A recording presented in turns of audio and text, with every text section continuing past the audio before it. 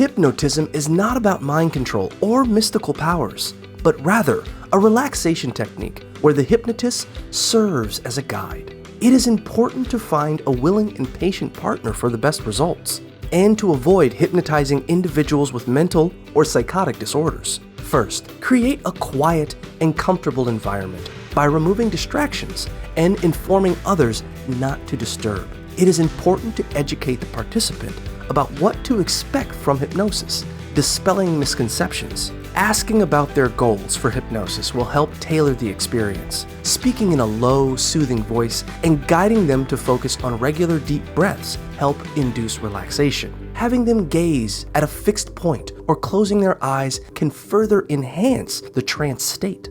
Guide the participant to relax their body part by part, using slow and calm instructions to deepen their relaxation. Encourage them to feel more relaxed and use their breathing and body language as a guide to help gauge their mental state during the process.